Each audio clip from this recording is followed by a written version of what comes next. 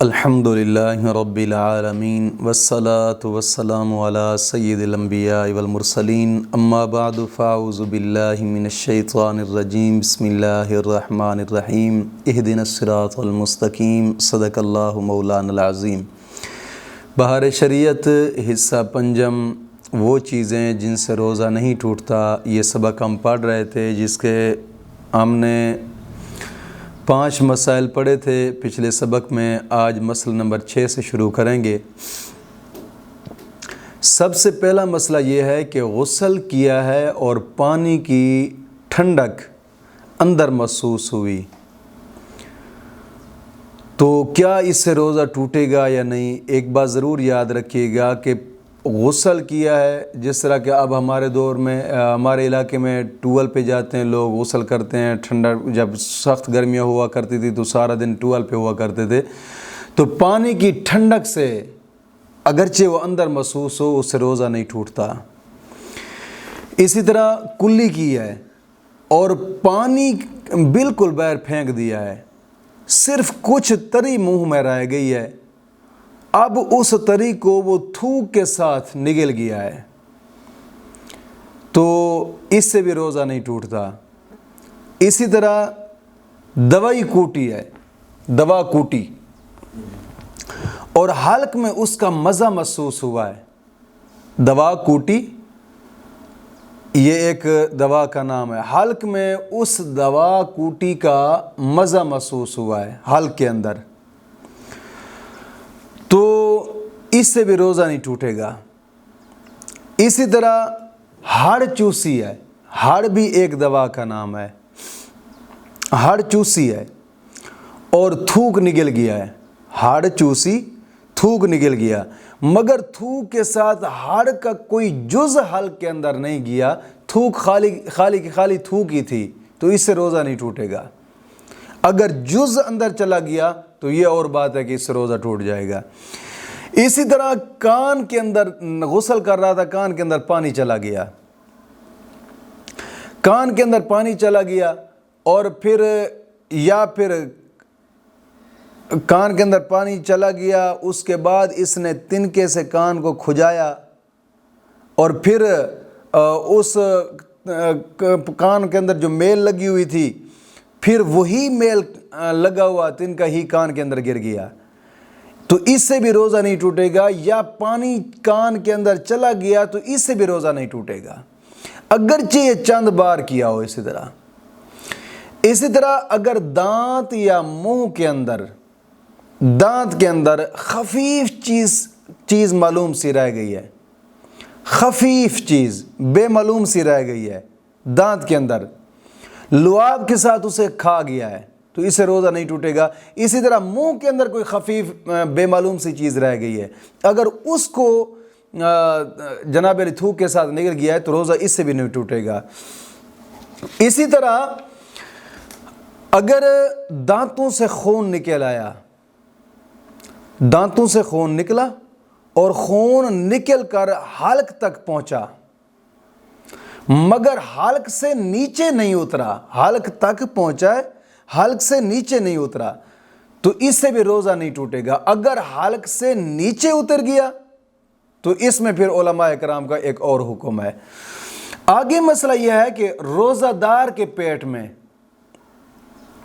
کسی نے نیزہ مارا یا پھر تیر پھینکا، اور اگرچہ اس تیر کی جو بھال ہوتی ہے یا نیزے کی پیکان جو ہوتی ہے، یعنی پیکان کہتے ہیں نیزے کی نوک کو، وہ نوک یا تیر کی بھال یہ پیٹ کے اندر رہ گئی ہے، اس کے پیٹ میں جھلی تک ہی زخم ہو گیا، اب کسی نے کنکری ماری کہ وہی کنکری اس کے زخم کے اندر چلی گئی، کنکری ماری ہے، کنکری زخم کے اندر چلی گئی، اس سے روزہ نہیں ٹوٹے گا، اگرچہ وہ تیر مارا خون بہتا رہا، اس سے روزہ نہیں جائے گا۔ اگر خود اس نے زخم تھا پیٹ کے اندر، خود ہی اس نے کنکری اٹھا کر اس زخم کے اندر رکھ دی ہے، اب روزہ ٹوٹ جائے گا۔ اگر وہ زخم جھلی تک ہے پھر روزہ ٹوٹ جائے گا۔ یا اسی طرح بھال یا نیزے کی نوک، پیکان جسے کہا جاتا ہے، یا کنکری اندر رہ گئی ہے، خود اس نے جان بوجھ کر اندر رہنے دیا ہے، مارا اور سب چیز اندر رہ گئی، اب اس سے روزہ ٹوٹ جائے گا۔ اگر کسی نے مارا ہے تو اس سے روزہ نہیں ٹوٹے گا، اگرچہ زخم تھا جھلی کے اندر، کسی نے کنکری ماری، وہ کنکری بھی رہ گئی ہے، اب اس سے بھی روزہ نہیں ٹوٹے گا۔ اسی طرح بات کرنے میں تھوک سے ہونٹ تر ہو گئے۔ کبھی کبھی لوگ ایسے ہوتے ہیں کہ بات کرتے ہیں، بات کرتے کرتے ان کے منہ سے تھوکیں نکلتی اور ہونٹ تر ہو جاتے ہیں انہی تھوکوں سے۔ ہونٹ کبھی کبھار ایسے لوگ کئی ایسے ہوتے ہیں جو بات کرتے ہیں تو منہ سے تھوک نکلتی ہے، تو وہ ہونٹ تر ہو گئے۔ جب ہونٹ تر ہو گئے تو اس نے اس سے پی لیا، ہونٹوں کو پی گیا یہ۔ اب اس صورت میں بھی روزہ نہیں ٹوٹے گا۔ اسی طرح منہ سے رال ٹپکی ہے، مگر رال ٹپکی ہے لیکن رال کا جو تار ہے نا وہ تار نہیں ٹوٹا، اس نے اوپر چڑھا لی، روزہ نہیں ٹوٹے گا۔ اور اسی طرح ناک میں رینٹ آ گئی، ناک کے اندر، بلکہ بہر بھی رینٹ گئی لیکن منقطع نہیں ہوئی تھی۔ کبھی کبھار دیکھیں نا بالوں کو، بچے جو ہوتے ہیں بچوں کو منہ سے رینٹ آ رہی ہوتی ہے، ناک سے نیچے جاتی، پھر وہ سنک لیتے ہیں اوپر سے۔ اگر کسی کو ایسا ہوا نیچے گئی، اس نے اوپر سے سنک لیا، اگر وہ رینٹ اس کی تار نہیں ٹوٹی تھی، اس نے سنک لیا، چڑھا گیا اوپر، اس سے روزہ نہیں ٹوٹے گا۔ اس طرح کھنگار منہ میں آیا اور یہ کھا گیا، اگرچہ کتنا ہی کیوں نہ ہو، اس سے بھی روزہ نہیں ٹوٹے گا۔ لیکن ان باتوں سے احتیاط کرنا چاہیے، ایک کراہت ہے، کراہت لازمی ہے، احتیاط لازمی کرنا چاہیے ان چیزوں سے۔ اسی طرح مکھی حلق میں چلی گئی ہے، کہیں جا رہا تھا، موٹر سائیکل پہ تھا یا ویسے سائیکل پہ سوار تھا، یا کوئی باتیں کر رہا تھا، مکھیوں کا موسم تھا، مکھی منہ کے اندر چلی گئی، اچانک گئی ہے، روزہ نہیں ٹوٹے گا۔ اگر جان بوجھ کر اس نے مکھی کو منہ سے پکڑا اور اندر لے گیا نا، پھر روزہ ٹوٹ گیا ہے۔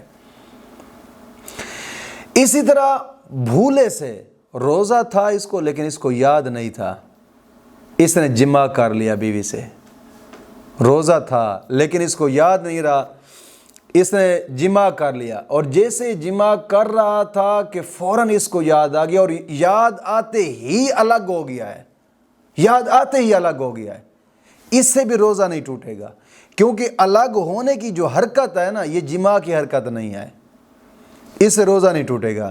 اسی طرح صبح صادق سے پہلے یہ جماع کے اندر مشغول تھا بیوی کے ساتھ، صبح ہوتے ہی یہ جدا ہو گیا، جیسے صبح صادق ہوئی یہ فوراً ہی جدا ہو گیا، تو اس سے بھی روزہ نہیں ٹوٹے گا۔ یعنی دونوں صورتیں، کہ جماع کر رہا تھا اسے یاد آ گیا، یا جماع کر رہا تھا صبح صادق طلوع ہو گئی، ان دونوں صورتوں میں جدا ہونے کے بعد انزال ہوا ہے، جدا ہونے کے بعد انزال ہو گیا ہے، تو پھر بھی روزہ نہیں ٹوٹے گا، جدا ہونے کے بعد انزال ہوا ہے۔ اسی طرح اگر یاد آنے یا پھر صبح صادق ہونے پر ہی فوراً الگ یہ نہیں ہوا، جیسے یہ جماع کر رہا تھا، اس کو روزہ یاد آ گیا، یہ فوراً جدا نہیں ہوا، یا پھر جماع کر رہا تھا صبح صادق طلوع ہو گئی، یہ فوراً جدا نہیں ہوا، تو اگرچہ 1 سیکنڈ ہی حرکت کی ہے نا، پھر بھی روزہ ٹوٹ جائے گا۔ اسی طرح بھول کر کھانا کھا رہا تھا، روزہ تھا، اسے بھول کر کھانا کھا رہا تھا، اور یاد آتے ہی فوراً لقمہ باہر پھینک دیا ہے، فوراً پھینک دیا ہے، اس سے روزہ نہیں ٹوٹے گا۔ اسی طرح صبح صادق سے پہلے کھا رہا تھا اور صبح ہوتے ہی اگل گیا، صبح ہوئی اور یہ جناب علی اس نے اگل گیا، روزہ نہیں ٹوٹا۔ اگر نگل گیا ہے تو دونوں صورتوں میں روزہ ٹوٹ جائے گا۔ اس مسئلے پر غور کرنا چاہیے۔ کئی لوگ مولوی یہ بھی کہتے ہیں کہ یار اذان ہو رہی ہے تو کوئی مسئلہ نہیں، پانی پی لیں، روزہ ٹوٹ جاتا ہے۔ روزہ ٹوٹ جاتا ہے اگر اذان آتی ہے اس نے پانی پی لیا۔ کبھی کبھار ایسا نہیں یار، دین میں اتنی سختی نہیں۔ میں اگلے دن ایک ٹاک شو تھا، ایک سن رہا تھا، ایک مولوی عبدالقیوم ہزاروی ہے کہ کیا نام تھا اس کا، ویسے پاکستان میں آیا ہوا تھا، تو وہ کہہ رہا تھا نہیں یار دین میں اتنی سختی نہیں ہے، اذان ہو رہی ہے اگر کھانا کھاتے رہیں تو کوئی مسئلہ نہیں ہے، روزہ ہو جائے گا۔ یاد رکھیے گا، علماء حق اہل سنت کا امام اعظم ابو حنیفہ تک اور اس سے پہلے آقا کریم صلی اللہ علیہ وسلم تک جتنے بھی فتاوی جات ہیں ان میں یہی ہے کہ اگر یہ کھانا کھا رہا تھا، ادھر سے اذان آئی، فوراً اس نے اگل دیا ہے، اس کا روزہ ہو گیا ہے۔ اگر اذان ادھر سے شروع ہو گئی ہے، یہ نکل گیا ہے، روزہ ٹوٹ گیا ہے۔ صبح صادق ہوتے ہی اس نے اگل دیا ہے، روزہ ہو گیا۔ اگر نکل گیا ہے، روزہ ٹوٹ گیا ہے۔ یعنی روزے کا ٹائم جو سحری کا ہوتا ہے، 1 سیکنڈ بھی ختم ہونے کے بعد اس نے کوئی چیز کھا لی پی لیا، روزہ ٹوٹ گیا ہے۔ یہ یاد رکھیے گا، یہ بڑا ایک اہم اور باریک مسئلہ ہے، اس پہ خاص کر غور کرنا چاہیے۔ اور لوگوں کو جو کہتے ہیں نہیں جی اذان آتی رہے تو کھاتے پیتے رہے، کوئی مسئلہ نہیں ہے، یاد رکھیے گا اس سے روزہ ٹوٹ جاتا ہے، الٹے گناہوں میں پڑ جاتے ہیں۔ اسی طرح غیر سبیلین میں جماع کیا، یعنی آگے یا پیچھے کے مقام سے جماع کیا ہے، تو جب تک انزال نہ ہو روزہ نہیں ٹوٹے گا، جب تک انزال نہ ہو۔ اسی طرح ہاتھ سے منی نکالنے میں بھی اگرچہ یہ سخت حرام ہے، سخت جرم ہے، حدیث پاک میں آیا کہ جو ہاتھ سے مشت زنی کرتا ہے، ہاتھ سے منی نکالتا ہے، حضور نے فرمایا کہ وہ ملعون شخص ہے، ملعون شخص ہے وہ، حدیث پاک میں آیا ہے۔ اسی طرح اگر اس نے ہاتھ سے منی نکالی ہے تو جب تک انزال نہ ہوگا روزہ نہیں ٹوٹے گا۔ آگے مسئلہ یہ ہے کہ چوپایا 4 پاؤں والا جانور، اگر 4 پاؤں والے جانور سے اس نے جماع کیا ہے، اب انزال نہیں ہوا تو روزہ بھی نہیں ٹوٹا، جب تک انزال نہیں ہوگا روزہ نہیں ٹوٹے گا۔ اسی طرح مردے سے اس نے جماع کیا ہے تو جب تک انزال نہیں ہوگا روزہ نہیں ٹوٹے گا، اگر انزال ہو گیا تو روزہ جاتا رہا، روزہ ٹوٹ جائے گا۔ جانور کا بوسہ لیا ہے، کوئی بھی جانور ہے، اور کئی دیر سے کتے کے بوسے لے رہے ہوتے ہیں، کتوں سے جو پیار کرتے ہیں، کسی جانور کا بوسہ لیا اس نے یا اس کی فرج کو چھویا ہے تو روزہ نہیں جائے گا، اگرچہ انزال ہو گیا ہو پھر بھی روزہ نہیں جائے گا۔